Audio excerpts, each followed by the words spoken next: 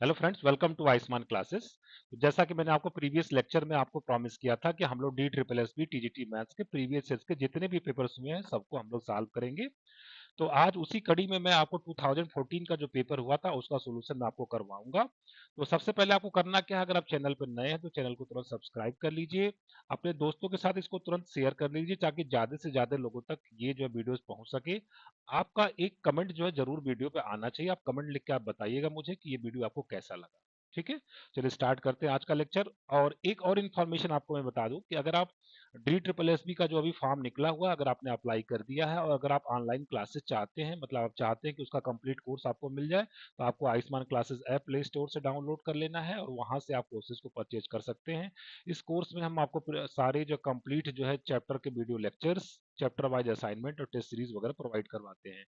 इसके साथ ही साथ अगर आप टीजीटी पीजीटी से संबंधित किसी भी स्टेट की तैयारी कर रहे हैं, जैसे आप UP TGT PGT, LT grade, GIC lecturer के लिए, केंद्रीय विद्यालय, नवोदय विद्यालय के लिए आप टीजीटी पीजीटी की तैयारी कर रहे हैं, तो वो सारे के लिए कोर्सेज जो अवेलेबल है ऐप पे, जो है आप वहां से जो कोर्सेज को परचेज कर सकते हैं।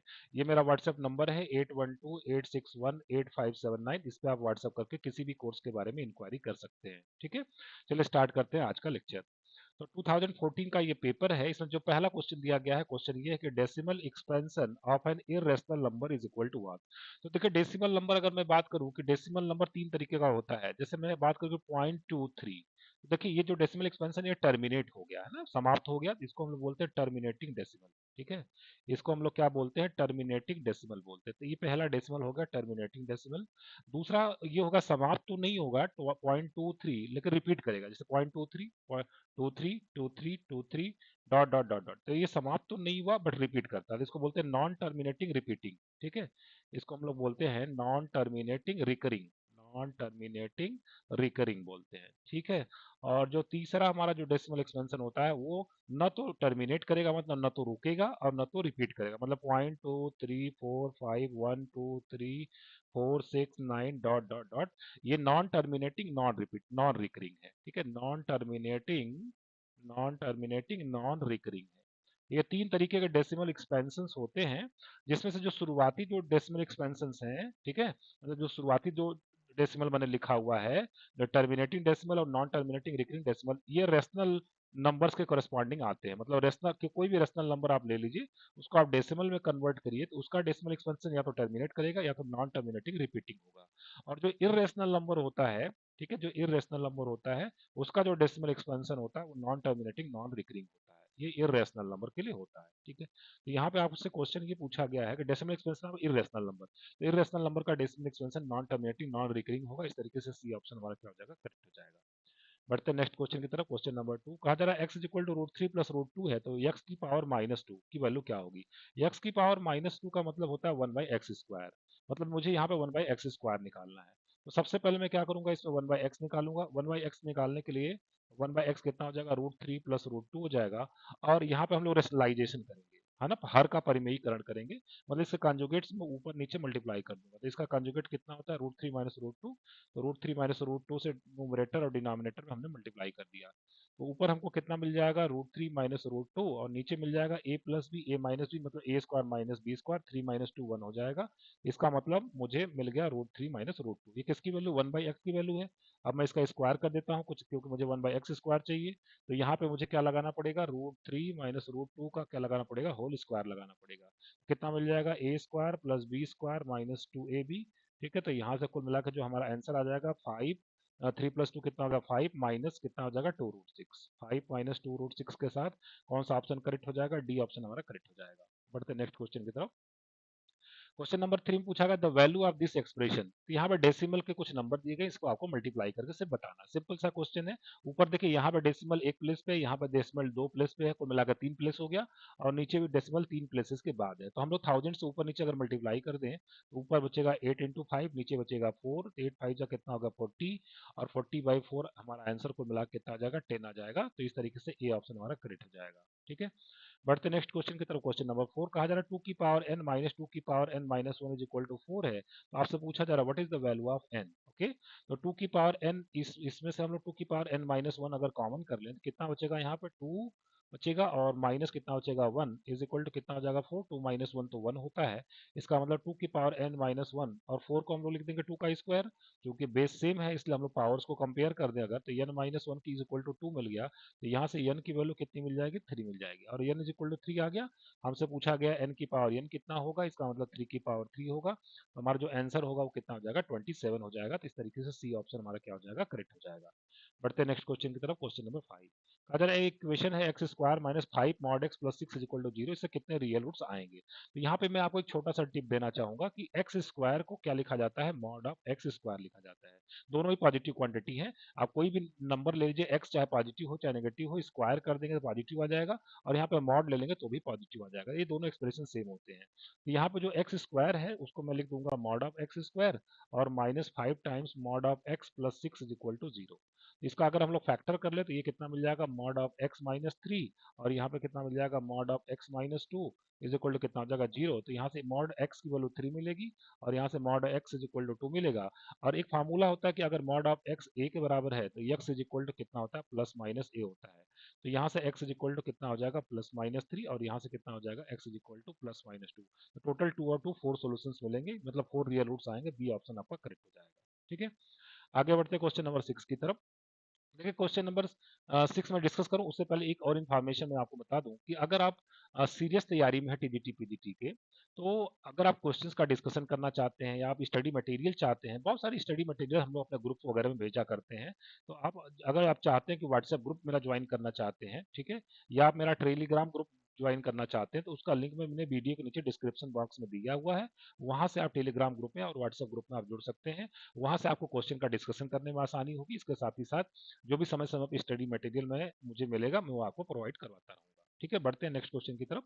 क्वेश्चन ये है कि mod of x plus 4 is equal to minus 4, इसका सोल्यूशन क्या होगा। अब देखिए सिंपल सी बात है, लेफ्ट हैंड साइड में मॉड लगा हुआ, मॉड का मतलब होता है पॉजिटिव क्वांटिटी, ठीक है, और राइट हैंड साइड में एक नेगेटिव क्वांटिटी लिखा हुआ है। क्या एक पॉजिटिव क्वांटिटी एक नेगेटिव क्वांटिटी के बराबर कभी भी हो सकता है, नहीं। इसका मतलब इसका कोई भी सोल्यूशन एग्जिस्ट नहीं करेगा, डी ऑप्शन हमारा करेक्ट हो जाएगा। बढ़ते क्वेश्चन नंबर 7 की तरफ, कहा जा रहा sum of two irrational number is what.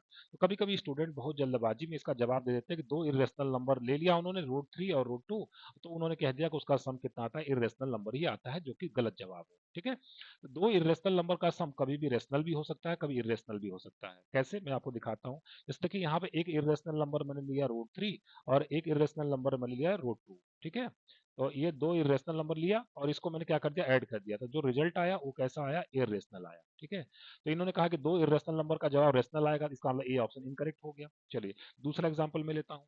एक इरेशनल नंबर मैंने लिया 2 माइनस रूट 3, एक ये इरेशनल नंबर है, और एक इरेशनल नंबर मैंने लिया रूट 3। ठीक है, इन दोनों को अगर मैं ऐड कर दूं, क्योंकि इन्होंने कहा कि सम करिए, आप जो है दो इरेशनल नंबर का सम करिए। ठीक है, तो अगर मैं इसको ऐड कर दूं तो जो आंसर आएगा वो कितना आएगा, 2 आएगा, जो कि कैसा है, रेशनल है, जो कि कैसा है, रेशनल है। ठीक है ना, तो यहाँ पे देखिए एक लिया था मैंने इरेशनल नंबर, और यहाँ पे भी लिया था एक इरेशनल नंबर, लेकिन इसका सम कैसा आ गया, रेशनल नंबर आ गया। तो इन्होंने कहा नहीं इसका जवाब इरेशनल आएगा, इसका मतलब बी ऑप्शन भी गलत हो जाएगा। इन्होंने कहा सी ऑप्शन रियल नंबर आएगा, बिल्कुल चाहे कोई भी आप ले लीजिए, दो इरेशनल नंबर ले लीजिए, चाहे जैसा भी, या तो आंसर रेशनल आएगा या तो इरेशनल आएगा, और रेशनल और इरेशनल मिला के उसको हम लोग क्या बोलते हैं, रियल नंबर। इसका मतलब सी ऑप्शन आपका क्या हो जाएगा, करेक्ट हो जाएगा। ठीक है, बढ़ते क्वेश्चन नंबर 8 की तरफ। कहा जा रहा है an odd degree polynomial equation है। देखिए ऑड डिग्री का पॉलिनोमियल इक्वेशन हो और उसके जो कोफिशिएंट्स हो वो रियल हो, तो निश्चित रूप से ऑड डिग्री पॉलिनोमियल इक्वेशन का एक रियल रूट जरूर मिलता है। ये थ्योरम ही आपका है। जैसे मैं अगर क्यूबिक इक्वेशन अगर आपको लेकर दे दूं, मैं कहूं कि इसका कितना रियल रूट मिलेगा, तो एक रियल रूट इसका जरूर मिलेगा, क्योंकि जो इमेजिनरी रूट्स होते हैं वो हमेशा पेयर में आकर करते हैं। तो हमेशा जो ऑड डिग्री का पॉलिनोमियल होगा उससे कम से कम एक रियल रूट जरूर मिलेगा, तो एटलीस्ट वन रियल रूट, इसका ए ऑप्शन करेक्ट हो जाएगा। बढ़ते नेक्स्ट क्वेश्चन की तरफ। क्वेश्चन नंबर 9, कहा जा रहा sum of two numbers is 50। दो नंबर का सम कितना है, 50 है। ठीक है, तो पहले आइए ऑप्शन की तरफ देखते हैं कि क्या दो नंबर का सम 50 इन्होंने दिया है। 25 25 सम 50 हो गया, 10 और 40 सम 50 हो गया, 15 और 35 सम 50 हो गया, 20 और 30 सम 50 हो गया। ठीक है, पहला कंडीशन तो चारों ऑप्शन फुलफिल करते हैं। इसके बाद कह रहा है the fraction obtained by dividing the larger number by the smaller number. बड़े नंबर को छोटे नंबर से डिवाइड किया जाए तो जो आंसर आना चाहिए वो 3/2 आना चाहिए। तो यहाँ पे बड़ा छोटा कोई है ही नहीं, और अगर हम 25 को 25 से डिवाइड भी करेंगे तो आंसर हमारा 1 आएगा, तो ये तो इनकरेक्ट हो जाएगा क्योंकि 3/2 आना चाहिए। आइए सी ऑप्शन में चलते हैं, बड़े नंबर को छोटे नंबर से डिवाइड करते हैं, 35/15 5 से डिवाइड कर देते हैं, 5 7 जा 35, 5 3 जा 15, आंसर 3/2 आ रहा है, मुझे 3/2 चाहिए। आइए डी ऑप्शन में आ जाते हैं, तो बड़ा नंबर है 30, छोटा नंबर है 20, डिवाइड कर दिया तो आंसर आ गया 3/2, और यही मुझे चाहिए था 3/2, तो इसका मतलब डी ऑप्शन हमारा करेक्ट हो जाएगा, फिर बी ऑप्शन आपका एलिमिनेट हो जाएगा। बढ़ते नेक्स्ट क्वेश्चन की तरफ, क्वेश्चन नंबर 10 कहा जा रहा है mother's age is 3 times the age of her सन।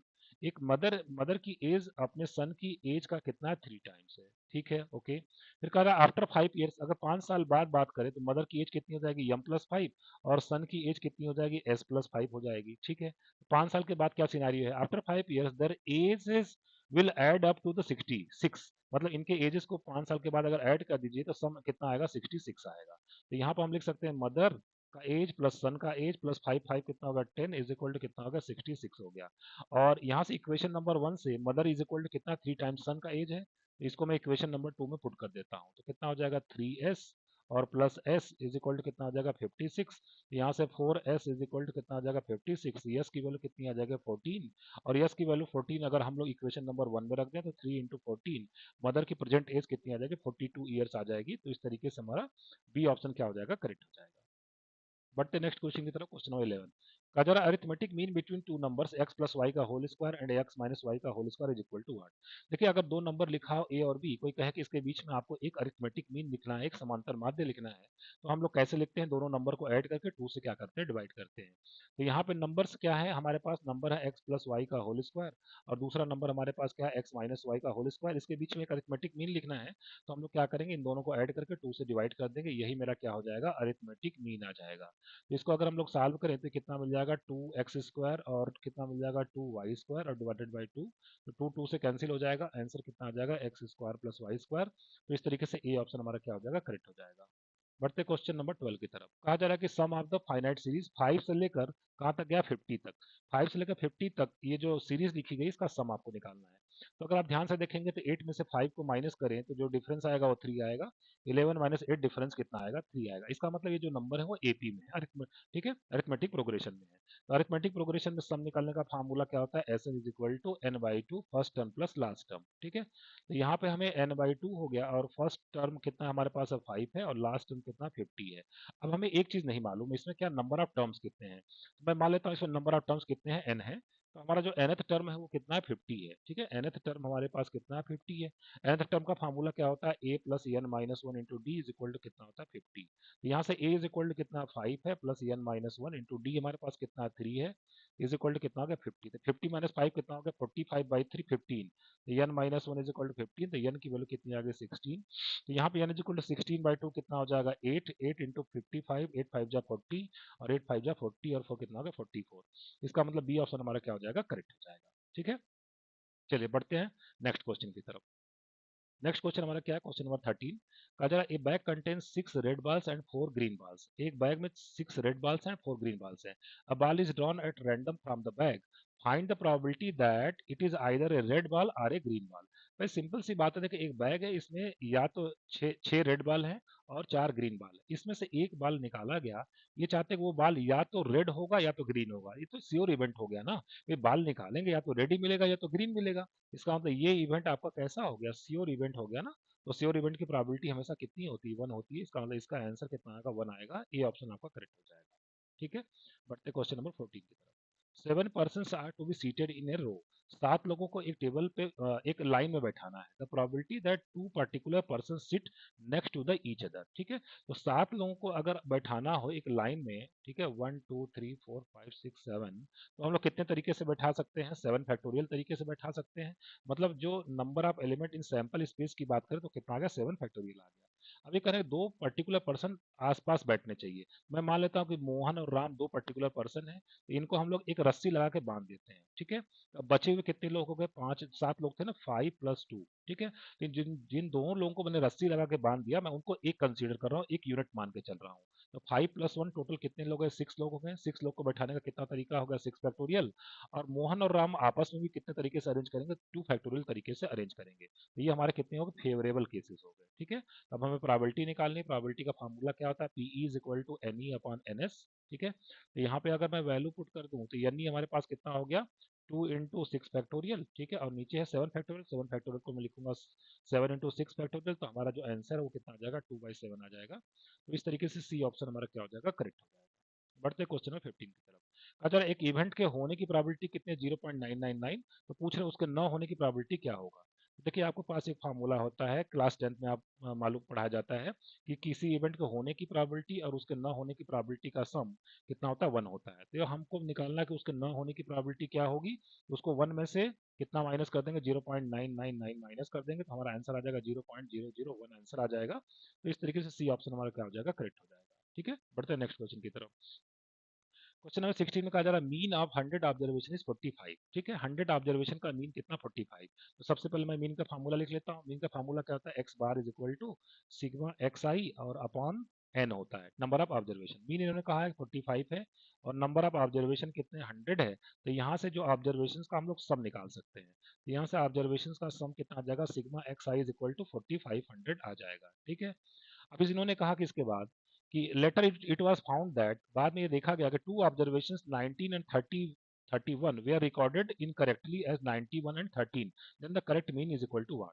इसका मतलब ये जो हमने सम निकाला है, ऑब्जर्वेशन का सम निकाला है, ये कैसा है? इनकरेक्ट निकाला है। ठीक है ना, इनकरेक्ट निकाला है। तो चलिए हम करेक्ट निकालने की कोशिश करते हैं।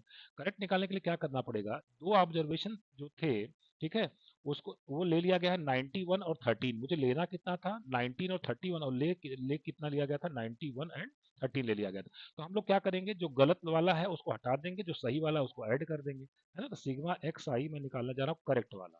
ठीक है, तो इसके लिए हम लोग क्या करेंगे? 4500 में से, ठीक है, माइनस कर देते हैं। जो गलत वाला है उसको निकाल देते हैं कि कितना गलत वाला कौन सा है? 91 और 13 है। ठीक है, इस गलत वाला निकाल देते हैं और जो सही वाला उसको ऐड कर देते हैं। सही कितना होना चाहिए था? 19 और 31। तो 19 और 31 को ऐड कर लेते हैं और 91 13 को बाहर कर देते हैं। तो हमारा जो यहाँ से अब की बार जो सम आएगा वो ये, इसको सॉल्व करेंगे तो हम लोग को आ जाएगा 4446 आ जाएगा। और अगर करेक्ट मीन अब हमें निकालने के लिए कहा गया है, एक्स बार कौन सा वाला? करेक्ट वाला। ठीक है, तो ये कितना आ जाएगा? 4446, और ऑब्जर्वेशन कितने? 100 है। तो हमारा जो आंसर आ जाएगा वो कितना आ जाएगा? 44.46 आ जाएगा। तो इस तरीके से हमारा ए ऑप्शन क्या हो जाएगा? करेक्ट हो जाएगा। ठीक है, बढ़ते हैं नेक्स्ट क्वेश्चन की तरफ। क्वेश्चन नंबर 17 हमारा डेसिमल नंबर 1.23। देखिए, ये एक डेसिमल नंबर दिया गया है, पूछा गया इसकी वैल्यू क्या होगी, मतलब इसको रेशनल नंबर में लिख के बताना है। तो अगर मैं इसको थोड़ा लिखूं तो ये कितना लिखा? x is equal to 1.23। देखिए 657 657 657 657, ढंग से अगर इसको लिखे तो 1.23657 का बार हो जाएगा। ठीक है, अब देखिए इस क्वेश्चन को सॉल्व करने की ट्रिक मैं बता देता हूँ।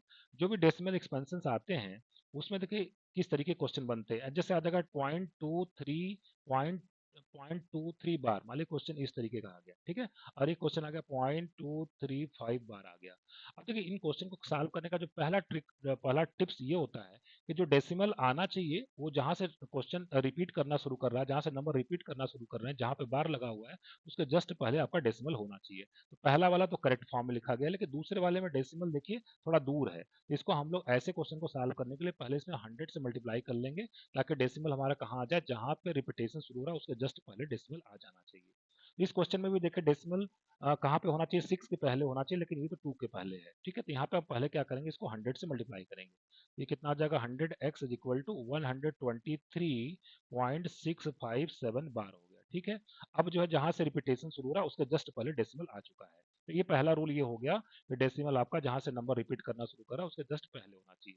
अब दूसरा रूल ये होता है जितने नंबर पे बार लगा हुआ है उतने जीरो से हम लोग मल्टीप्लाई करते हैं। जैसे 3 नंबर पे बार लगा हुआ है तो इस इक्वेशन को हम लोग 1000 से मल्टीप्लाई कर देंगे। तो 1000 से अगर मल्टीप्लाई कर दे तो लेफ्ट में कितना आ जाएगा? 1 लैक्स आ जाएगा।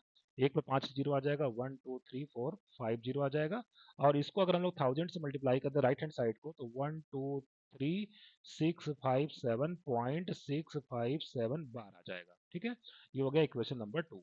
अब हम लोग 2 में से 1 को क्या करेंगे? माइनस कर देंगे। ठीक है, 2 में से 1 को अगर माइनस करें तो कितना मिल जाएगा? 99900x। और राइट हैंड साइड में आपको कितना मिल जाएगा? ये मिल जाएगा 123534 मिल जाएगा। तो यहाँ से x की वैल्यू कितनी आ जाएगी? 123534, और अपॉन कितना आ जाएगा? 99900 आ जाएगा। इस तरीके से डी ऑप्शन आपका क्या हो जाएगा? करेक्ट हो जाएगा। बढ़ते नेक्स्ट क्वेश्चन की तरफ, क्वेश्चन नंबर 18। कहा जा रहा है x and y are two real number, ठीक है, एंड यहाँ पे सेट लिखा है, सेट को हमेशा कैपिटल लेटर से डिनोट करते हैं। Capital x is equal to, इसमें वो सारे ऑर्डर्ड पेयर्स आने वाले हैं जो इस ग्राफ पे लाई करते हैं। ग्राफ क्या है, Y is equal to 1/x पे लाई करने वाले सारे पॉइंट्स सेट एक्स में लाई करते हैं। सेट वाई में कौन से पॉइंट्स लाई करते हैं, वो सारे पॉइंट्स लाई करते हैं जो y is equal to minus x curve पे लाई करते हैं। तो आइए सबसे पहले इन ग्राफ्स को मैं बनाता हूँ। तो सबसे पहले मैंने ये बना दिया एक्स एक्सिस और वाई एक्सिस। पहला कर्व है y is equal to one by x, तो वो रेक्टेंगुलर हाइपरबोला होता है, उसका ग्राफ कुछ इस तरीके का होता है। y is equal to one by x का ग्राफ ही मैंने बना दिया। दूसरा क्या लाइन है, y is equal to minus x, तो y is equal to minus x line कैसी होती है, जो कितना एंगल बनाता है एक्स एक्सिस के साथ, 135 डिग्री का एंगल बनाता है। तो ये दो कर्व मैंने ले लिए। तो पहले सेट में वो सारे पॉइंट्स हैं जो y is equal to one by x पे लाई करते हैं, मतलब इस ग्राफ पे लाई करते हैं, वो सारे पॉइंट्स हो गए। और दूसरे सेट में कौन से पॉइंट्स हैं जो इस लाइन पे लाई करते हैं। अब पूछा जा रहा है कि इन दोनों का इंटरसेक्शन क्या होगा, तो क्या दोनों में कोई कॉमन पॉइंट है, क्या दोनों कर्व में कोई कॉमन पॉइंट है, नहीं। इसका मतलब एक्स इंटरसेक्शन वाई कितना हो जाएगा, 5 हो जाएगा। तो इस तरीके से हमारा कौन सा ऑप्शन करेक्ट हो जाएगा, सी ऑप्शन करेक्ट हो जाएगा। बढ़ते क्वेश्चन नंबर 19 की तरफ। कहा जा रहा है एक फंक्शन दिया गया जी इज इक्वल टू 1 1 2 3 3 5 4 7, ये जो फंक्शन है, और इसका डेफिनेशन क्या है, G X is equal to A X plus B, ठीक है। G X is equal to कितना दिया गया, ए एक्स प्लस बी, ठीक है। अब देखिए यहाँ पे 1 1 चूंकि जी में बिलोंग करता है, इसका मतलब जब x इज इक्वल टू कितना 1 है, तो y इज इक्वल टू कितना 1 है। इसमें अगर मैं पुट कर दूं y इज इक्वल टू 1 और x इज इक्वल टू 1, तो इक्वेशन क्या बनेगा, a plus B is equal to 1। ये जानना चाहते हैं a और b की वैल्यू क्या होगी। आइए ऑप्शन से चेक कर लेते हैं कि a और b की वैल्यू क्या होगी। तो a और b इस इक्वेशन को सेटिस्फाई करना चाहिए, मतलब a और b का सम 1 आना चाहिए। यहाँ पे जोड़ेंगे 1 और 1 कितना आ जाएगा, 2 आ जाएगा, ये इनकरेक्ट है। यहाँ पे 1 और -2 को ऐड कर देंगे, कितना आ जाएगा, -1, इनकरेक्ट है।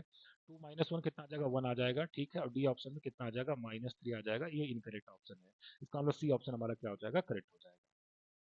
बढ़ते क्वेश्चन नंबर 20 की तरफ। कहा जाए रिमाइंडर निकालना है when the sum of the numbers 0 factorial plus 1 factorial से लेकर 100 फैक्टोरियल तक इस नंबर को 12 से डिवाइड करना है।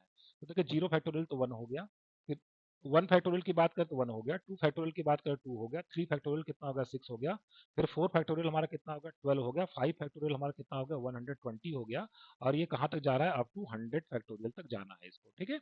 तो देखिए अगर हम लोग ध्यान से देखें कि यहाँ तक अगर हम लोग बात करें तो ये कितना होगा, 6 और 2 8 और 9 और 1 कितना होगा, 10 हो गया। और आगे जो भी नंबर लिखे जाएंगे 12 प्लस 1 20, फिर आगे 6 फैक्टोरियल आएगा, उन सभी में क्या कॉमन आपको मिल जाएगा, 12 आपको कॉमन मिल जाएगा, ठीक है। यहाँ कितना मिल जाएगा, 1 plus 10 plus something dot dot dot dot मिल जाएगा। अब इस नंबर को अगर हम लोग 12 से डिवाइड करें तो देखिए ये तो कम्प्लीटली इधर वाले कम्प्लीटली 12 से डिवाइड हो जाएगा। इसका मतलब रिमाइंडर आपको कितना बच जाएगा, 10 बच जाएगा। इसका मतलब कौन सा ऑप्शन करेक्ट हो जाएगा, हमारा डी ऑप्शन करेक्ट हो जाएगा। बढ़ते क्वेश्चन नंबर 21 की तरफ। कहा जा रहा है number of positive divisors of 252 is equal to 1। देखिए अगर नंबर ऑफ पॉजिटिव डिवाइजर्स किसी नंबर के निकालने पड़े, सबसे पहले उसका प्राइम फैक्टराइजेशन करिए आप। यहाँ से 2 1 जा 2, 2 2 जा 4, 2 6 जा 12, यहाँ से 2 6 जा 12, 2 3 जा 6, 3 से डिवाइड करें तो 21, 3 से डिवाइड करेंगे तो 7, और यहाँ से 7 से डिवाइड कर देंगे, 7 1 जा 7, ठीक है। तो 252 का प्राइम फैक्टराइजेशन क्या हो जाएगा, 2 का स्क्वायर इंटू 3 का स्क्वायर इंटू 7 की पावर 1 हो जाएगा। अब देखिए नंबर ऑफ पॉजिटिव डिवाइजर्स लिखने का बहुत आसान तरीका है। सबसे पहले आप इसका प्राइम फैक्टराइजेशन करिए, उसके बाद जो ये पावर्स आए हैं ना उसको एक एक बढ़ा के लिखिए, 2 प्लस 1, फिर यहाँ पे आया है 2 तो उसको एक बढ़ा के लिख दीजिए, 2 प्लस 1, और फिर यहाँ से कितना आया, 1 आया है तो कितना लिख देंगे, 1 प्लस 1 लिख देंगे। जो अब इसको क्या करना है, आपको मल्टीप्लाई कर देना, यही आपके क्या आ जाएंगे, नंबर ऑफ पॉजिटिव डिवाइजर्स आ जाएंगे, ठीक है। नंबर ऑफ डिवाइजर्स का ये फार्मूला हो गया, ठीक। कितना आ जाएगा, 3 इंटू 2, 3 3 जा 9, 2 जा 18, हमारा क्या हो जाएगा, आंसर हो जाएगा। तो इस तरीके से डी ऑप्शन हमारा क्या हो जाएगा, करेक्ट हो जाएगा। बढ़ते क्वेश्चन नंबर 22 की तरफ। करें a and b are the positive integer such that a square minus B square is a prime number. तो a square minus B square की वैल्यू क्या होगी। तो देखिए यहाँ पे इस क्वेश्चन को हम लोग एग्जाम्पल से भी कर सकते हैं। कह रहे हैं ए और बी कोई भी पॉजिटिव इंटीजर आपको लेना है, कैसे लेना कि A square minus B square prime number मिलना चाहिए। तो मैं ए इज इक्वल टू लेता हूँ, ए इज इक्वल टू 5 ले लेता हूँ, बी इज इक्वल टू 3 ले लेता हूँ, ठीक है। तो बताइए ए स्क्वायर माइनस बी स्क्वायर कितना आ जाएगा, ए स्क्वायर 25, 25 माइनस 9, ठीक है, ये 3 और, ठीक है, 3 5 और 3 अगर ले लेंगे तो a square minus B square कितना आ जाएगा, 25 माइनस 9 16, 16 तो प्राइम नंबर नहीं आएगा, ठीक है। तो ये नहीं ले सकते हम लोग। तो दूसरा कोई नंबर चेक कर लेते हैं। अगर मैंने ले लिया ए इज इक्वल टू 3, ठीक है, और बी इज इक्वल टू कितना ले लिया, 2 ले लिया, ठीक है। तो अगर इसका स्क्वायर करके देखें तो भी प्राइम नंबर नहीं आएगा, ठीक है ना। तो कुछ दूसरा नंबर मैं यहाँ से ले लेता हूँ। सपोज यहाँ पे हम लोग ले लेते हैं, यहाँ पे हम लोग ले लेते हैं A is equal to 3, B is equal to 2, ठीक है। ए इज इक्वल टू 3 और बी इज इक्वल टू 2। ठीक है, तो कितना आ जाएगा ए स्क्वायर माइनस बी स्क्वायर, कितना आ जाएगा 9 माइनस 4, कितना आ गया 5 आ गया। और 5 प्राइम नंबर होता है, कोई दिक्कत वाली बात नहीं है। ठीक है, तो देखिए हमारा यहाँ से एग्जांपल फिट बैठ रहा है। ये कह रहा है कि ए और बी आपको दो पॉजिटिव इंटीजर लेना है, ए 3 और 2 पॉजिटिव इंटीजर्स है। कैसे पॉजिटिव इंटीजर लेना है कि A square minus B square prime number आना चाहिए। देखिए A square minus B square निकाला, वो कितना आ गया 5, 5 तो प्राइम होता है, कोई दिक्कत वाली बात नहीं है। ठीक है, तो पूछ रहे हैं ए स्क्वायर माइनस बी स्क्वायर की वैल्यू क्या होगी। देखिए A square minus B square की वैल्यू 5 तो आ चुकी है, लेकिन ऑप्शन में 5 नहीं है। तो आंसर हमारा किसके टर्म में दिया गया है, ए और बी के टर्म में दिया गया है। तो 5 को भी मैं ए और बी के टर्म में लिख देता हूँ। ठीक है, मेरा आया है ए स्क्वायर माइनस बी स्क्वायर 5, 5 को मैं लिख देता हूँ 3 प्लस 2, और 3 किसकी वैल्यू, ए की वैल्यू, और बी और 2 किसकी वैल्यू, बी की वैल्यू है। इसका मतलब ए स्क्वायर माइनस बी स्क्वायर किसके बराबर आ जाएगा, ए प्लस बी के बराबर आ जाएगा। बी ऑप्शन हमारा करेक्ट हो जाएगा। ठीक है, बढ़ते क्वेश्चन नंबर 23 की तरफ। ये क्वेश्चन फ्रिक्वेंटली आपसे पूछा जाता है, डी ट्रिपल एस बी में कांग्रुएंट मॉडुलो एम का कॉन्सेप्ट ज्यादातर करके पूछा जाता है। तो देखिए सबसे पहले कॉन्सेप्ट मैं आपको समझा दूं, कांग्रुएंट मॉडुलो एम क्या होता है। जैसे लिखा गया कि A is congruent to B modulo M, मतलब ये लिखा गया है A is congruent to B modulo M. इसका मतलब ये होता है कि अगर ए में से बी को सब्ट्रैक्ट करें और उसको हम लोग किससे डिवाइड कर दें, एम से डिवाइड कर दें, तो रिमाइंडर कितना आएगा, 0 आ जाएगा। मतलब ए माइनस बी कंप्लीटली एम से क्या हो जाएगा, डिवाइड हो जाएगा। तो एक कॉन्सेप्ट तो ये होगा A is congruent to B modulo M का। जैसे मान लीजिए यहाँ 7 लिखा हुआ है, ठीक है, और इसको यहाँ पे मैं लिख दूँ मॉडुलो 2। तो 7 को अगर हम लोग डिवाइड करेंगे 2 से, ठीक है, तो यहाँ पर रिमाइंडर कितना बचेगा, 1 बचेगा। मतलब 7 माइनस 1 कितना होगा, 6, 6 2 से क्या है, कंप्लीटली डिविजिबल है। ठीक है, तो ये कांग्रुएंट मॉडुलो एम का क्या होता है, डेफिनेशन होता है। अच्छा, इसमें एक थ्योरम भी होता है जिसका इस्तेमाल यहाँ पे होगा। मान लिया कि लिखा हो कि AC is equal to AC is congruent to BC modulo M। ठीक है, तो मतलब दोनों तरफ एक कोई नंबर ऐसा लिखा है जो कॉमन है, जिसको हम लोग कैंसिल करना चाहते हैं। तो देखिए यहाँ पे CC को हम लोग कैंसिल तभी कर पाएंगे जब GCD मतलब ये CF ऑफ C और M, जो यहाँ पे C लिखा हुआ है जिसको आप कैंसिल कर रहे हैं, और जो यहाँ पे M लिखा हुआ है, इन सभी का हाईएस्ट कॉमन फैक्टर कितना आना चाहिए, 1 आना चाहिए। इस कॉन्सेप्ट का हम लोग इस्तेमाल करेंगे। देखिए यहाँ पे लिखा है 150x इज कॉन्ग्रुएंट टू 35। तो 150x इज कॉन्ग्रुएंट टू 35, और कितना लिखा, मॉडुलो 31 लिखा हुआ है। तो देखिए यहाँ 5 से हम डिवाइड कर सकते हैं, लेकिन डिवाइड तब करेंगे जब 5, ये इस रूल को हम लोग अप्लाई करेंगे, जब 5 और 31 का जो GCD आना चाहिए वो कितना आना चाहिए, 1 आना चाहिए। निश्चित रूप से 5 और 31 का GCD 1 आ रहा है, इसलिए हम इसको 5 से डिवाइड कर सकते हैं। 5 से डिवाइड कर दिया, 30x इज कॉन्ग्रुएंट टू कितना आ गया, 7 मॉडुलो 31 आ गया।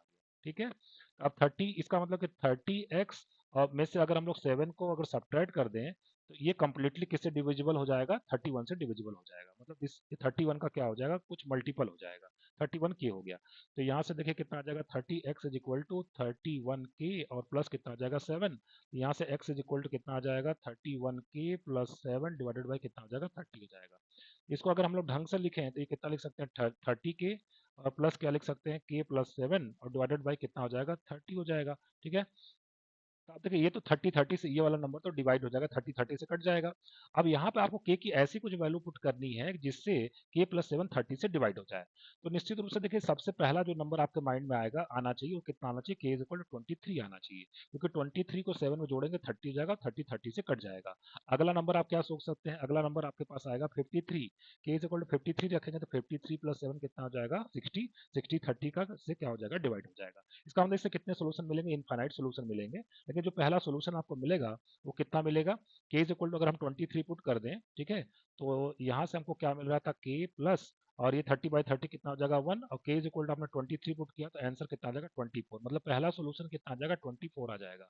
तो सी ऑप्शन आपका क्या हो जाएगा, करेक्ट हो जाएगा। इसी तरीके से अब अगला सोल्यूशन, अगला सोल्यूशन, इसमें कितने सोल्यूशन मिलेंगे आपको, इनफाइनाइट सोल्यूशन मिलेगा, आप इसको निकाल सकते हैं। फिलहाल ऑप्शन हमारा मैच कर गया, मतलब पहला इसका जो सोल्यूशन आ गया वो कितना आ गया, 24 आ गया। बढ़ते नेक्स्ट क्वेश्चन की तरफ, क्वेश्चन नंबर 24। कहा जा रहा है टेन थीटा माइनस 3/4 है, और थीटा कहाँ लाई करता है, सेकंड क्वाड्रेंट में लाई करता है। तो आपसे पूछा जाएगा साइन थीटा क्या होगा। तो देखिए अगर हम लोग यहाँ पे एक फार्मूला लगाएं कि 1 plus cot square theta, 1 plus cot square theta कितना होता है, कोसेक स्क्वायर थीटा होता है। ठीक है, तो 1 प्लस कॉट थीटा यहाँ से कितना हो जाएगा, -4/3, उसका स्क्वायर करेंगे कितना हो जाएगा, 16/9, इसको ऐड करेंगे कितना हो जाएगा, 25/9 हो जाएगा, इज इक्वल टू कितना हो गया, कोसेक स्क्वायर थीटा हो गया। ठीक है, this is equal to cosec square theta. तो अगर हम स्क्वायर रूट अगर ले लेंगे तो यहाँ पे कोसेक थीटा के दो वैल्यू आएगी, एक प्लस प्लस माइनस कितना आ जाएगा, 5/3 आ जाएगा। अब चूंकि थीटा कहाँ लाई करता है, सेकंड क्वाड्रेंट में लाई करता है, इसलिए हमको सेकंड क्वाड्रेंट में जो कोसेक थीटा होता है वो क्या होता है, पॉजिटिव होता है। तो ठीक है ना, तो माइनस साइन को हम लोग नेग्लेक्ट कर देंगे। तो यहाँ से कोसेक थीटा की वैल्यू कितनी हो जाएगी, 5/3। और मुझसे पूछा गया साइन थीटा क्या होगा, तो इसका रेसिप्रोकल कर देंगे, आंसर कितना आ जाएगा, 3/5 आ जाएगा। इस तरीके से सी ऑप्शन हमारा करेक्ट हो जाएगा। बढ़ते क्वेश्चन नंबर 25 की तरफ। कहा जा रहा है one root of this equation tan x is equal to x क्या होगा। tan x is equal to x का पूछना है कि एक सोल्यूशन क्या होगा। अब सिंपल सी बात है कि देखिए इसको सॉल्व करना इतना भी आसान नहीं है, क्योंकि लेफ्ट में ट्रिग्नोमेट्रिक फंक्शन लिखा गया है और राइट में अलजेब्रिक फंक्शन लिखा गया है। तो इसको सॉल्व करना थोड़ा सा कठिन होता है। इसको आप ग्राफ के मेथड से या तो सॉल्व कर सकते हैं या तो आप इसको ऑप्शन से चेक कर सकते हैं। चलिए पहले मैं ऑप्शन से चेक करता हूँ। x is equal to zero put करते हैं, तो x is equal to zero अगर एलएचएस में पुट करेंगे तो tan जीरो जीरो होता है और आरएचएस में कितना मिल गया, जीरो। क्या zero is equal to zero मिल गया? हाँ, सेटिस्फाई कर गया। इसका मतलब x is equal to zero, इसका क्या है, एक सोल्यूशन है। ए ऑप्शन करेक्ट हो जाएगा, तो B C D option eliminate हो जाएंगे। बढ़ते क्वेश्चन नंबर 26 की तरफ। कहा जा रहा है a person at the top of a hill observe that the angle of depression of two consecutive kilometre stones on a road leading to the foot of the hill are 30 degree and 60 degree. ठीक है, देखिए एक पहाड़ी है और वहां पे एक आदमी बैठा हुआ है। 2 किलोमीटर के पत्थर सड़क पे लगे, एक यहाँ लगा हुआ, एक लगा हुआ यहाँ पे। इसको जब वो देखता है इस तरीके से, ये किलोमीटर के पत्थर को देखता है, तो जो एंगल ऑफ डिप्रेशन हमेशा किसके साथ बनता है, हॉरिजॉन्टल के साथ बनता है। तो एंगल ऑफ डिप्रेशन उसको 30 डिग्री और 60 डिग्री मिल रहा है। ठीक है, 30 डिग्री और कितना मिल रहा है, 60 डिग्री मिल रहा है। इसका मतलब ये वाला जो एंगल है उसका कितना हो जाएगा, 60 डिग्री, और ये वाला जो एंगल है वो कितना हो जाएगा, 30 डिग्री। ठीक है, और कॉन्जिक्यूटिव किलोमीटर के पत्थर है ए और बी। इसका मतलब ए और बी के बीच का डिस्टेंस कितना है, 1 है। ठीक है, ए और बी के बीच का डिस्टेंस कितना है, 1 है। ठीक है, तो पूछा जा रहा height of the hill is equal to what. Height of the hill, मान लीजिए ये सी डी है, मान लीजिए हाइट ऑफ द हिल हम कितना मान लेते हैं, एच मान लेते हैं। ठीक है, तो देखिए जो पहला ट्रायंगल है बी सी डी, अगर उसमें मैं tan लगाऊं, ठीक है, तो tan 60 इज इक्वल टू कितना हो जाएगा, परपेंडिकुलर कितना हो गया, एच अपॉन बेस कितना हो गया, बी डी हो गया। ठीक है, तो यहाँ से tan 60 कितना होता है, √3, तो यहाँ से बी डी हमारा कितना हो जाएगा, एच अपॉन √3 हो जाएगा। ठीक है, तो ये हो गया हमारा फर्स्ट इक्वेशन। फिर ट्रायंगल सी डी ए में अगर मैं tan 30 लगाऊं, ठीक है, तो tan 30 is equal to perpendicular कितना हो गया, एच अपॉन बेस, बेस कितना हो जाएगा, 1 प्लस बी डी हो जाएगा। और tan 30 की वैल्यू कितनी होती है, 1/√3। 1/√3 is equal to h upon 1 plus B D हो जाएगा। क्रॉस मल्टीप्लाई करेंगे तो 1 प्लस बी डी की वैल्यू वहां से इक्वेशन नंबर 1 से पुट कर देते हैं, h/√3, तो यहाँ से कितना हो जाएगा, √3h हो जाएगा। ठीक है ना, तो यहाँ से कितना मिल जाएगा, √3 और plus h is equal to यहाँ कितना हो जाएगा, 3h। 3h माइनस h कितना होगा, 2h इज इक्वल टू √3, तो h की वैल्यू कितनी हो जाएगी, √3/2 हो जाएगी। कौन सा ऑप्शन करेक्ट हो जाएगा, हमारा डी ऑप्शन करेक्ट हो जाएगा। ठीक है, बढ़ते हैं नेक्स्ट क्वेश्चन की तरफ। Question number 27। कहा जा रहा है A is equal to A B C है, B is equal to B C D है, C is equal to A D C है। तो ए माइनस बी पहले निकालना है हमको। तो अगर हम लोग ए में से बी को माइनस कर दें, मतलब बी सी निकाल दें, क्या बचेगा, ए बचेगा। फिर हमें क्या निकालना है, बी इंटरसेक्शन सी निकालना है। ठीक है, तो बी इंटरसेक्शन सी मतलब बी और सी में कॉमन देखना है। बी और सी में कॉमन क्या मिल जाएगा, एक तो डी मिल जाएगा और एक तो क्या मिल जाएगा, सी मिल जाएगा। सी डी मिल गया। ठीक है, इसमें कॉमन क्या मिल गया, सी डी मिल गया। अब इन दोनों का मुझे क्या निकालना है, कार्टेशियन प्रोडक्ट निकालना है, मतलब ए माइनस बी और क्रॉस बी इंटरसेक्शन सी निकालना है। तो हमारे पास कितना आ जाएगा, वो आ जाएगा ए सी आ जाएगा और कितना आ जाएगा, ए डी आ जाएगा। तो ए सी और ए डी के साथ कौन सा ऑप्शन करेक्ट हो जाएगा, डी ऑप्शन करेक्ट हो जाएगा। बढ़ते नेक्स्ट क्वेश्चन की तरफ। Question number 28। कहा जा रहा है एक फंक्शन है f from R to R defined by f of x equal to mod x. तो बताना कि एफ इनवर्स क्या होगा। देखिए किसी भी फंक्शन का इनवर्स तब एग्जिस्ट करता है जब वो फंक्शन क्या होता है, 1 1 होता है और साथ में क्या होता है, अनटू होता है। तो जो हमें फंक्शन दिया गया y is equal to mod x, ये फंक्शन 1 1 भी नहीं है और ऑन टू भी नहीं है। क्यों नहीं है 1 1? क्योंकि देखिए अगर हम 1 की इमेज निकालना चाहें, मतलब एफ ऑफ 1, तो कितना आ जाएगा, mod of 1 is equal to 1। और -1 की इमेज निकालना चाहें तो mod of -1 which is equal to 1। इसका मतलब डोमेन में दो एलिमेंट हो गए, -1 और 1, वहां और इसकी इमेज कितनी मिल रही है, सेम मिल रही है। मतलब ये फंक्शन कैसा होगा, मेनी वन फंक्शन हो गया। तो जब ये फंक्शन 1 1 है ही नहीं, ऑन टू भी नहीं है, क्योंकि इसका जो रेंज है वो 0 टू इन्फिनिटी है और इसका कोडोमेन कितना है, आर है। तो ये फंक्शन ऑन टू भी नहीं है, 1 1 भी नहीं है, तो इनवर्स की बात तुम कर ही नहीं सकते। डी ऑप्शन आपका करेक्ट हो जाएगा, या फिर इनवर्स एग्जिस्ट नहीं करेगा। बढ़ते क्वेश्चन नंबर 29 की तरफ। The real root of this equation. अब ये क्यूबिक इक्वेशन है, तो क्यूबिक इक्वेशन को फैक्टराइज करना थोड़ा सा कठिन होता है। उसका आसान तरीका ये होता है कि उसको आप ऑप्शन से चेक कर लीजिए। तो जब आप इसको ऑप्शन से चेक करिएगा तो इसमें डी इज इक्वल टू -3 इसको क्या करेगा, सेटिस्फाई करेगा। -3 मैं पुट करके दिखा देता हूँ, तो आ जाएगा -27 प्लस 18 और प्लस 9। 27 -27 इज इक्वल टू कितना आ जाएगा, 0 आ जाएगा। तो डी ऑप्शन आपका करेक्ट हो जाएगा, ए बी सी ऑप्शन आपका क्या हो जाएगा, एलिमिनेट हो जाएंगे। बढ़ते हैं क्वेश्चन नंबर 30 की तरफ। कहा जा रहा है digit in the unit place of 5 की पावर 834। 5 को अगर कहा जा रहा है कि 834 टाइम्स मल्टीप्लाई करिए तो उसके यूनिट प्लेस में क्या आएगा। अगर 5 का टेबल आप पढ़ के देखिए, 5 का एक बार गुणा करेंगे तो 5 आएगा, 5 का स्क्वायर करेंगे 25 आएगा, 5 का क्यूब करेंगे तो कितना आ जाएगा, 125 आ जाएगा, 5 की पावर 4 कितना आ जाएगा, 625 आ जाएगा। तो ये आपको क्या, इस चीज़ों को अगर आप ध्यान से ऑब्जर्व करेंगे तो 5 की चाहे जितनी भी पावर की जाए, यूनिट प्लेस में हमेशा क्या आता है, 5 ही आता है। या जितनी बार आप 5 को मल्टीप्लाई कर लीजिए, इसका मतलब उसके यूनिट प्लेस में क्या आएगा, 5 आएगा। ए ऑप्शन आपका करेक्ट हो जाएगा। बढ़ते क्वेश्चन नंबर 31 की तरफ। कहा जाए द वैल्यू ऑफ साइन 13 पाई/4 क्या होगा। तो देखिए 13 पाई/4 को, ठीक है, अगर मैं डिवाइड कर दूं तो ये कितना आ जाएगा, 4 2 8 मतलब 2 पाई, और बचा कितना 5 पाई/4 हो जाएगा ना। 4 2 8 और 5 13, ठीक है। ऐसा मैं लिख सकता हूँ यहाँ पे 13 पाई/4 को मैंने लिख दिया 2 पाई प्लस पाई/4। अब मुझे निकालना साइन 13 पाई/4 क्या होगा, तो यहाँ पे भी मुझे क्या लगाना पड़ेगा, साइन लगाना पड़ेगा। अब देखिए साइन का पीरियड 2 पाई होता है, मतलब साइन का फार्मूला होता है कि साइन 2n पाई और प्लस थीटा लिखेंगे तो आंसर कितना आएगा, साइन थीटा ही आएगा। इसका मतलब इसका आंसर कितना आ जाएगा, साइन 5 पाई/4 आ जाएगा। तो कौन सा ऑप्शन करेक्ट हो जाएगा आपका, बी ऑप्शन आपका करेक्ट हो जाएगा। बढ़ते नेक्स्ट क्वेश्चन की तरफ। क्वेश्चन नंबर 32 कहा जा रहा है कि इक्वेशन है 3x² plus 4x plus 7 is equal to 0 और इसके रूट्स क्या है, अल्फा बीटा। तो 1/अल्फा प्लस 1/बीटा की वैल्यू क्या होगी। देखिए 1/अल्फा प्लस 1/बीटा का मतलब हो गया alpha plus beta upon alpha beta, ठीक है। और क्वाड्रेटिक इक्वेशन अगर आपको दिया हुआ है कि ax² plus bx plus c is equal to 0 और इसके रूट्स क्या है, अल्फा बीटा है, तो हम लोग फार्मूला क्या लिखते हैं, alpha plus beta is equal to minus b/a और alpha beta is equal to क्या लिखते हैं, c/a। तो यहाँ से अगर हम लोग alpha plus beta minus b/a की बात करें तो -4/3 हो जाएगा, और अल्फा बीटा c/a का मतलब 7/3 हो जाएगा, 3 3 कट जाएगा, हमारा आंसर कितना मिल जाएगा, -4/7। तो इस तरीके से बी ऑप्शन हमारा करेक्ट हो जाएगा। बढ़ते क्वेश्चन नंबर 33 की तरफ। कहा जा रहा है कि the roots of this equation ax² plus bx plus c is equal to 0 are alpha and beta, then the equation whose roots are 1/अल्फा एंड 1/बीटा इज इक्वल टू व्हाट। अब देखिए जब भी आपको पूछा जाए, जैसे कहा ये करे एक इक्वेशन ऐसा बना है जिसके रूट्स 1/अल्फा और 1/बीटा हो, ठीक है। तो मैं क्या करता हूँ यहाँ से, मैं यहाँ से क्या करता हूँ कि जहाँ देखिए 1/अल्फा को मैं मान लेता हूँ x, ठीक है, मैं मान लेता हूँ x इज इक्वल टू 1/अल्फा। तो यहाँ से अल्फा इज इक्वल टू कितना हो जाएगा, 1/x हो जाएगा, ठीक है ना।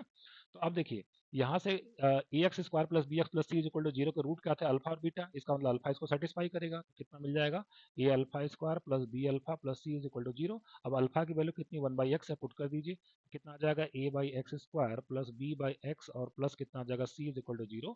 इसको सॉल्व करेंगे तो कितना मिल जाएगा, a plus b x plus c x square is equal to 0।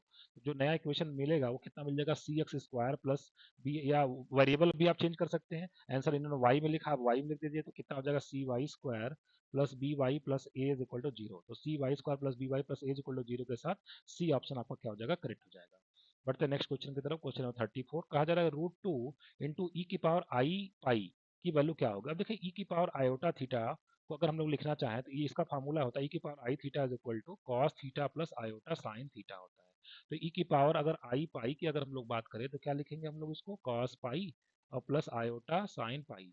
Cos pi की वैल्यू -1 होती है, साइन पाई की वैल्यू 0 होती है, तो कुल मिला कितना आ गया, -1। इसका मतलब √2 ई की power i pi is equal to कितना होगा, √2 इंटू कितना हो गया, -1। तो कुल मिला के हमें मिल गया -√2, और एक ऐसा नंबर है इरेशनल नंबर है, ठीक है ना। एक ऐसा नंबर है इरेशनल नंबर है, तो कौन सा ऑप्शन करेक्ट हो जाएगा, सी ऑप्शन हमारा करेक्ट हो जाएगा। बढ़ते नेक्स्ट क्वेश्चन की तरफ। Question number 35 there are 12 persons in a party and if each of them shakes hand with the each other then the number of handshakes in the party is equal to what। देखिए जब दो हाथ मिलते हैं तो एक handshake होता है, इसका मतलब 12 पर्सन्स हैं, उसमें से दो हाथ को हमको सेलेक्ट करना है, जितने तरीके से हम लोग सेलेक्ट कर पाएंगे उतने ही हैंडशेक हो पाएंगे, ठीक है। इसको अगर हम लोग सॉल्व कर ले तो कितना आ जाएगा, 12/2 11/1 2 6 जा 6, इसका मतलब 66 हैंडशेक्स होंगे, इसका मतलब ए ऑप्शन हमारा क्या हो जाएगा, करेक्ट हो जाएगा। बढ़ते नेक्स्ट क्वेश्चन की तरफ। 7c0 plus 7c1 7c1 plus 7c2, ठीक है, इस तरीके से 76 प्लस 7c7 की वैल्यू क्या होगी। तो देखिए इसमें दो फार्मूला हम लोग इस्तेमाल करेंगे, एक फार्मूला था NCR-1 plus NCR is equal to कितना होता है, n+1 CR होता है, ठीक है। एक फार्मूला हम लोग ये इस्तेमाल करेंगे, इसको मैं थोड़ा सा समझा दूं आपको। यहाँ पे जो नंबर n लिखा रहेगा वो सेम लिखा रहेगा, और यहाँ पे जो नंबर लिखा रहेगा r-1 और r, ये दोनों कॉन्जिक्यूटिव नंबर्स लिखे होंगे। तो इसका जो आंसर आपको लिखना पड़ेगा, ऊपर एक नंबर बढ़ा देना है, मतलब n+1 कर देना है, और नीचे r-1 और r में जो बड़ा है वो नंबर आपको यहाँ पे लिखना है। देखिए पहले ब्रैकेट को हम लोग देखें तो 7 7 सेम है, और नीचे क्या है 0 और 1, तो बड़ा कौन है 1 है, और तो इसका आंसर कितना आ जाएगा 8c1। दूसरे ब्रैकेट को सॉल्व करेंगे कितना आ जाएगा 8c2, और इसी तरीके से लास्ट वाले ब्रैकेट को अगर हम लोग सॉल्व करेंगे कितना आ जाएगा 8c7 आ जाएगा। तो ये हमारा एक्सप्रेशन इस तरीके से आ गया इस फार्मूले के हेल्प से। अब एक फार्मूला और होता है कि अगर हम लोग बात करें कि NC0 plus NC1 plus NC2 और कहाँ तक जाए हम लोग NCN तक जाएं, तो इसका आंसर कितना आता है, 2 की पावर n आता है। देखिए C0 से तो स्टार्ट नहीं है, तो हम इसको स्टार्ट कर देते हैं, यहाँ पे हम 8C0 ऐड कर देते हैं, तो 8C0 हमको क्या करना पड़ेगा, सब्ट्रैक्ट करना पड़ेगा। तो ये 8 फिर 8C8 नहीं है इसमें, तो हम 8C8 भी ऐड कर देते हैं, यहाँ चलिए 8C8 ऐड कर देते हैं, 8C8 ऐड कर दिया, तो 8C8 हमको क्या करना पड़ेगा, सब्ट्रैक्ट करना पड़ेगा। तो देखिए यहाँ से जो यहाँ तक है इसका आंसर इस फार्मूले के हिसाब से 2 की पावर n आ जाएगा, मतलब 2 की पावर 8 आ जाएगा। और माइनस 8c0 की वैल्यू 1, 8c8 की वैल्यू 1, तो 2 की पावर 8 कितना होता है हमारा, हमारा आंसर आ जाएगा 2 की पावर 8 माइनस 2। तो कौन सा ऑप्शन करेक्ट हो जाएगा, बी ऑप्शन हमारा करेक्ट हो जाएगा। बट द नेक्स्ट क्वेश्चन का क्वेश्चन नंबर 37, अगर find any two sets A and B the value of A intersection A union B complement क्या होगा। तो देखिए एक डिमॉर्गन्स थ्योरम होता है, वो कहता है कि ए यूनियन बी का आप कॉम्प्लीमेंट लेंगे, किसके बराबर आएगा, ए का कॉम्प्लीमेंट इंटरसेक्शन बी के कॉम्प्लीमेंट के बराबर आएगा। अब हमारा क्वेश्चन किस में कन्वर्ट हो गया, ए इंटरसेक्शन और क्या हो गया, ए का कॉम्प्लीमेंट इंटरसेक्शन कितना होगा, बी का कॉम्प्लीमेंट हो गया। अब यहाँ पे हम अगर एसोसिएटिव लॉ का इस्तेमाल करें तो ए इंटरसेक्शन ए कॉम्प्लीमेंट को एक साथ लिख देते हैं और फिर क्या लिख देंगे, इंटरसेक्शन बी कॉम्प्लीमेंट। अब देखिए ए और ए इंटरसेक्शन में क्या कोई चीज कॉमन हो सकती है, देखिए ये अगर ए है तो ये बाहर वाला जो पोर्शन होता है वो क्या होता है, ए कॉम्प्लीमेंट होता है। तो ए और ए कॉम्प्लीमेंट का इंटरसेक्शन फाई होता है, और फाई और बी कॉम्प्लीमेंट, फाई का इंटरसेक्शन किसी भी सेट के साथ लिया जाए तो आंसर हमेशा क्या आता है, फाई आता है। तो इस तरीके से सी ऑप्शन हमारा करेक्ट हो जाएगा। बढ़ते क्वेश्चन नंबर 38 की तरफ, कहा जा रहा है area of the triangle having the vertices 2 7 5 on x3 is equal to 18 square unit, then the value of x is equal to what. तो देखिए एरिया ऑफ ट्राइंगल अगर आपको निकालना हो तो कितना होता है, 1/2। यहाँ पे क्या लिखते हैं हम लोग, x1 y1 1, और फिर क्या लिखते हैं हम लोग, x2 y2 1, और फिर क्या लिखते हैं हम लोग, x3 y3 1 लिखेंगे, ठीक है। तो यहाँ से हमको कितना मिल जाएगा, 1/2, x1 y1 लिखेंगे कितना हो जाएगा 2 7, फिर कितना है 5 1 है, और कितना है x3 है, ठीक है, x3 है, और लास्ट में क्या लिखेंगे 1 1 1। और ये एरिया ऑफ ट्राइंगल इन्होंने कितना दिया, 18 दिया, तो 18 टू जा 36 हो गया। और इसको अगर ओपन करेंगे तो 2 इंटू कितना आ जाएगा, 1 माइनस 3 मतलब -2, और -7 इंटू कितना हो जाएगा, ये कितना हो जाएगा 5 माइनस एक्स हो जाएगा, ठीक है, और +1 इंटू ये कितना आ जाएगा 15 माइनस एक्स आ जाएगा, ठीक है, और इज इक्वल टू कितना हो जाएगा 36। तो यहाँ से कितना मिल जाएगा -4, और माइनस कितना मिल जाएगा 35, और कितना मिल जाएगा +7x हो जाएगा, और +15 और minus x is equal to कितना हो जाएगा 36 हो जाएगा। तो 7x माइनस एक्स कितना हो गया हमारे पास, 6x हो गया, और -35 -4 कितना हो गया -39, -39 और +15, -39 और +15 कितना हो जाएगा -24, और 36 और 24 कितना हो जाएगा, 36 और 24 60 हो जाएगा। यक्स की वैल्यू हमारे पास कितनी आ जाएगा, 10 आ जाएगी। तो कौन सा ऑप्शन करेक्ट हो जाएगा, ये ऑप्शन आपका करेक्ट हो जाएगा, ठीक है। बढ़ते क्वेश्चन नंबर 39 की तरफ, the coordinates of the point which divides the line segment joining the point this and this internally in the ratio 2:3 is equal to what. तो यहाँ पे आपको सेक्शन फार्मूला का इस्तेमाल करना है। ये पॉइंट आपका कितना है 8 9 है, और ये वाला जो पॉइंट है वो कितना है -7,4 है। उस पॉइंट का कोऑर्डिनेट निकालना है जो इसको 2:3 में क्या करता है, डिवाइड करता है। तो फार्मूला हमारे पास क्या होता है, x इज इक्वल टू क्या होता है m1 x2, m1 x2 कितना हो गया -14 प्लस m2 x1, तो कितना हो जाएगा 3 8 जा कितना हो जाएगा 24 अपॉन m1 प्लस m2 कितना हो जाएगा 5, 24 माइनस 14 कितना हो जाएगा 10, 10/5 is equal to 2, x coordinate 2 आएगा, ठीक। और वाई कोऑर्डिनेट की बात कर ले तो फार्मूला क्या होता है m1 y2, m1 y2 करेंगे कितना हो जाएगा 8, और प्लस m2 y1 कितना हो जाएगा 27 अपॉन m1 प्लस m2 5 हो जाएगा। यहाँ से 35/5 कितना का 7 आ गया, तो वो पॉइंट कितना आ जाएगा 2,7 हो जाएगा। तो इस तरीके से हमारा बी ऑप्शन क्या हो जाएगा, करेक्ट हो जाएगा। बढ़ते नेक्स्ट क्वेश्चन की तरफ, क्वेश्चन नंबर 40, कहा जा रहा है two angles of an isosceles triangles are always. भाई आइसोसेलेस ट्रायंगल्स हैं, तो आइसोसेलेस ट्रायंगल का मतलब होता है कि उसके दो साइड बराबर हैं, दो साइड बराबर हैं तो उसके सामने के एंगल भी क्या होंगे, इक्वल होंगे। ये थ्योरम होता है कि किसी ट्रायंगल में अगर दो साइड बराबर हैं तो उसके सामने के एंगल भी क्या होते हैं, बराबर होते हैं, ठीक है। तो ये क्या हो जाएगा, two angles are always what, equal हो जाएगा, ठीक। ये करें इक्वल टू 45, 45 की गारंटी नहीं है, अगर वो राइट एंगल ट्रायंगल होगा तो 45 की बात करेंगे, 60 से कोई मतलब नहीं। इसका मतलब ए ऑप्शन हमारा क्या हो जाएगा, करेक्ट हो जाएगा। बढ़ते क्वेश्चन नंबर 41 की तरफ, कहा जा रहा है कि mod of 2x plus 3 greater than 5 को सॉल्व करना है। अब देखिए मॉड का एक फार्मूला आपको मालूम होना चाहिए कि मॉड ऑफ x अगर ग्रेटर देन a लिखा हुआ है तो इसको जब हम ओपन करते हैं तो लिखते हैं x ग्रेटर देन a और x less than minus a। तो यही चीज यहाँ पे हम लिखेंगे 2x प्लस 3 ग्रेटर देन 5 या 2x plus 3 is less than what, -5। तो यहाँ से 2x कितना हो जाएगा ग्रेटर देन 2, मतलब x क्या हो जाएगा ग्रेटर देन 1, या यहाँ से कितना हो जाएगा 2x इज लेस देन -5 -3 मतलब -8, मतलब x लेस देन -4। तो x या तो -4 से क्या होगा, छोटा होगा, और या तो x क्या होगा 1 से बड़ा होगा। तो इसको अगर हम लोग इंटरवल में लिखें तो क्या लिखेंगे, x बिलोंग्स टू -∞ से -4, और यूनियन क्या लिखेंगे 1 to ∞ लिखेंगे। इस तरीके से सी ऑप्शन हमारा करेक्ट हो जाएगा। बढ़ते क्वेश्चन ऑफ 42 की तरफ, कहा जा रहा है f of x is equal to x plus 1 upon x minus 1 है, तो एफ ऑफ 2 क्या होगा। तो सबसे पहले हम इसको भीतर से सॉल्व करेंगे, सबसे पहले हम एफ ऑफ 2 निकालेंगे, ठीक है। तो एफ ऑफ 2 की अगर हम बात करें तो 2 + 1 3, 2 - 1 कितना हो गया 1, मतलब कितना आ गया 3 आ गया। अब हम यहाँ पर 3 पुट कर देंगे, अब हमारा क्वेश्चन क्या बन गया, एफ ऑफ 3 बन गया। ठीक है, तो अब एफ ऑफ 3 पहले निकाल लेते हैं। ठीक है, तो एफ ऑफ 3 अगर हम लोग निकालने जाएं तो 3 + 1 कितना हो जाएगा 4, 3 - 1 कितना हो जाएगा 2, मतलब कितना मिल जाएगा एफ ऑफ 2 मिल जाएगा। और एफ ऑफ 2 अभी कितना आया था 3 आया था, इसका मतलब फाइनल आंसर हमारा कितना आ जाएगा 3 आ जाएगा। सी ऑप्शन हमारा करेक्ट हो जाएगा। बट द नेक्स्ट क्वेश्चन की तरफ, क्वेश्चन 43 का जरा which of the following limit does not exist, कौन सा लिमिट एग्जिस्ट नहीं करेगी। जब पहले को चेक करते हैं, लिमिट एग्जिस्ट करने का मतलब होता है left hand limit right hand limit बराबर मिलना चाहिए। देखिए यहाँ पे अगर हम लोग लेफ्ट लिमिट निकालेंगे तो क्या लिखेंगे, limit h tending to zero. ठीक है, और क्या लिखेंगे मॉड में क्या लिखेंगे 0 - h अपॉन क्या लिखेंगे -h लिखेंगे। और राइट हैंड लिमिट अगर निकालेंगे तो क्या लिखेंगे, limit h tending to zero, और मॉड में क्या पुट लिखेंगे यहाँ पे मॉड ऑफ 0 + h अपॉन क्या लिखेंगे 0 + h लिखेंगे। ठीक है, तो यहाँ से क्या मिल जाएगा हमको, limit h tending to zero h upon कितना मिल जाएगा -h, और यहाँ पे क्या मिल जाएगा limit h tending to zero, ये कितना मिल जाएगा h/h। तो राइट हैंड लिमिट कितना आ गया 1 आ गया, लेफ्ट हैंड लिमिट हमारा कितना आ गया -1 आ गया। तो ये तो बराबर नहीं मिल रहा है, इसका मतलब पहला जो लिमिट वो एग्जिस्ट नहीं करेगा।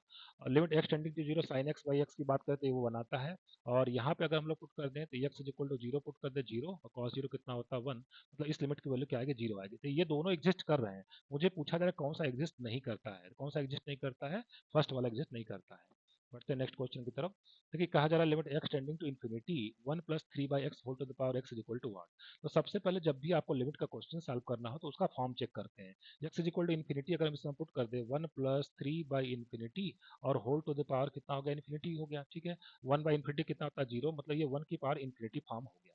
अब देखिए 1 की पावर इन्फिनिटी फॉर्म को सॉल्व करने का एक आसान तरीका मैं बताता हूँ। इसमें आपको करना है क्या, मान लीजिए ये जो भी ये क्वेश्चन है वो किस टाइप का है, एफ एक्स की पावर ऊपर कितना लगा हुआ जी एक्स लगा हुआ है। इस क्वेश्चन को सॉल्व करने का तरीका ये होता है, जब आपने पता लगा लिया 1 की पावर इन्फिनिटी वाला फॉर्म है, इसका आंसर लिखने का तरीका होता है ई की पावर जो भी लिमिट दिया उसको लिख लीजिए, लिमिट कितना दिया हुआ एक्स टेंडिंग टू इन्फिनिटी उसको लिख लिया आपने। अब जो यहाँ पे जो नंबर लिखा होता है ये एफ एक्स, ठीक है, यहाँ पे फिलहाल क्या लिखा हुआ 1 + 3/x लिखा हुआ है, उसमें से आपको एक माइनस करना है, मतलब हमें क्या लिखना है एफ ऑफ एक्स -1 लिखना है। और जो भी पावर होगा यहाँ पे, ये जो पावर होगा जी एक्स, उसको आपको क्या करना है मल्टीप्लाई करना है। ठीक है, तो चलिए हम लोग ऐसे करते हैं इसको, limit x tending to infinity, और बेस में से अगर एक कम करेंगे तो कितना हो जाएगा 3/x, जो पावर है उसको मल्टीप्लाई करेंगे तो ये हो जाएगा, कट कर देंगे तो हमारा आंसर कितना आ जाएगा e³ हमारा आंसर आ जाएगा। तो इस तरीके से बी ऑप्शन हमारा करेक्ट हो जाएगा। बढ़ते क्वेश्चन नंबर 45 की तरफ। अब देखिए यहाँ पे ये लिमिट निकालनी है और लिमिट अंडर रूट के फॉर्म में दी गई है, तो सबसे पहले हमको इसको रेशनलाइज करना पड़ेगा। तो उसके लिए हम लोग जो नोमरेटर है उसके कॉन्जुगेट से ऊपर नीचे मल्टीप्लाई करेंगे। तो ऊपर कितना आ जाएगा √x + 1 + 1, ठीक है, और √x + 1 - 1, ठीक है, और नीचे भी हमारे पास कितना आ जाएगा, this is equal to x तो पहले से है, और कितना आ जाएगा √x + 1 + 1, मतलब इतने से हमने मल्टीप्लाई कर दिया और इतने से डिवाइड कर दिया। तो ऊपर क्या बन जाएगा a + b a - b बन जाएगा, तो a² - b² आ जाएगा। ठीक है, और नीचे क्या बचेगा हमारे पास x, और अंडर रूट में x + 1 + 1 हो जाएगा। ठीक है, यहाँ से ये कट जाएगा, ऊपर क्या बचा x नीचे वाले x से कट गया, तो अब हमारे पास क्या बचता है, limit x tending to zero 1 upon under root x + 1 + 1 बना। अब इसमें x is equal to 0 put कर देंगे तो हमारा आंसर कितना आ जाएगा 1/2 आ जाएगा। सी ऑप्शन हमारा करेक्ट हो जाएगा। बढ़ते नेक्स्ट क्वेश्चन की तरफ, क्वेश्चन नंबर 46 का जरा sin 28 अपॉन cos 62 क्या होगा। अब देखिए sin 28 को मैं क्या लिख सकता हूँ, cos 62 लिख सकता हूँ। कौन से फार्मूले से लिखेंगे, sin theta is equal to cos 90 - थीटा, sin theta is equal to cos 90 - थीटा। तो sin 28 को अगर मैंने लिख दिया cos 62, और नीचे भी हमारे पास कितना है cos 62 है, तो कट के हमारा जो आंसर आएगा वो कितना आ जाएगा 1 आ जाएगा। इस तरीके से ए ऑप्शन हमारा करेक्ट हो जाएगा।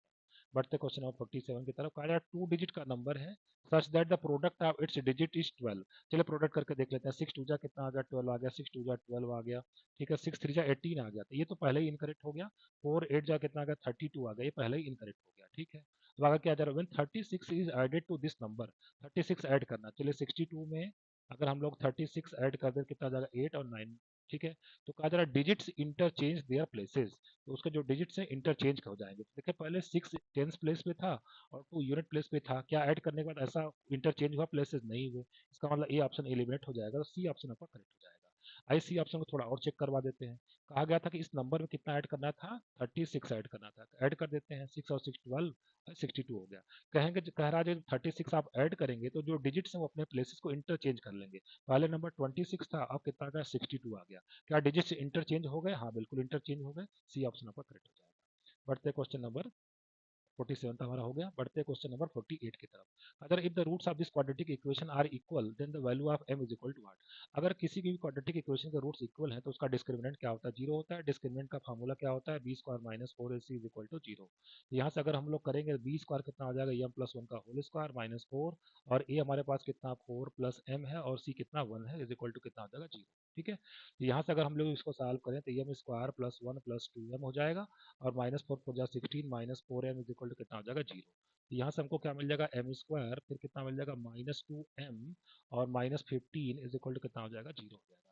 तो यहाँ से एम स्क्वायर माइनस 5m और plus 3m minus 15 is equal to कितना हो जाएगा, जीरो। m कॉमन ले लेंगे तो क्या मिल जाएगा, m माइनस 5, 3 कॉमन ले लेंगे क्या हो जाएगा, m minus 5 is equal to zero. तो m की वैल्यू मिलेगी माइनस 3, और m की वैल्यू क्या मिलेगी, 5 मिलेगी। और ऑप्शन में क्या दिया, 5, इसका मतलब ए ऑप्शन हमारा क्या हो जाएगा, करेक्ट हो जाएगा। ठीक है, बढ़ते क्वेश्चन नंबर 49 की तरफ। कहा जा रहा है साइन ए कितना रूट थ्री, साइन ए प्लस बी कितना रूट 3/2 है, और रूट 3/2 किसकी वैल्यू होती है, साइन 60 की वैल्यू होती है। ठीक है, तो यहाँ से कंपेयर करें अगर इन दोनों को, तो हमें मिल गया कि a plus B is equal to कितना मिल गया, 60 डिग्री। और दूसरा क्वेश्चन क्या, कॉस ए माइनस बी भी रूट 3/2 दिया है। तो कॉस रूट 3/2 कब होता है, कॉस रूट 3/2 तब होता है 30 डिग्री पे होता है। तो ए माइनस बी कितना होगा, 30 डिग्री। पूछ रहे ए और बी की वैल्यू क्या होगी। इक्वेशन को सॉल्व कर देते हैं, 2a हमारा 90 हो जाएगा, तो यहाँ से ए की वैल्यू कितनी हो जाएगी, 45 हो जाएगी, और A is equal to 45 equation one में अगर हम लोग पुट कर देंगे तो बी इज इक्वल टू कितना आ जाएगा, 15 आ जाएगा। 45 और 15 के साथ ए ऑप्शन हमारा क्या हो जाएगा, करेक्ट हो जाएगा। बढ़ते नेक्स्ट क्वेश्चन की तरफ। क्वेश्चन नंबर 50 का जरा limit x tending to infinity 1 से लेकर n तक का सम है, और n स्क्वायर से डिवाइड करना है। तो सबसे पहले देखिए 1 plus 2 plus 3 plus dot dot plus n की अगर हम लोग बात करें तो इसका सम कितना आता है, n प्लस 1/2 आता है, और नीचे कितना है, n स्क्वायर है। तो इसका मतलब n प्लस 1/2, और नीचे n स्क्वायर है, और इसमें लिमिट लगाना है, limit n tending to infinity. ठीक है, यहाँ पे बना लेंगे limit n tending to infinity. ठीक है, तो देखिए ऊपर से मैं n स्क्वायर को कॉमन कर लेता हूँ, तो यहाँ पे क्या बचेगा, 1 प्लस 1/n, और यहाँ से कितना हो जाएगा, 2n स्क्वायर। तो n स्क्वायर कट गया। अब n is equal to infinity इसमें पुट कर दीजिए, कितना हो जाएगा, 1 प्लस 1/इन्फिनिटी, और नीचे कितना है 2, 1/इन्फिनिटी तो जीरो होता है, इसका मतलब आंसर कितना आ जाएगा, 1/2 आ जाएगा। सी ऑप्शन हमारा क्या हो जाएगा, करेक्ट हो जाएगा। ठीक है,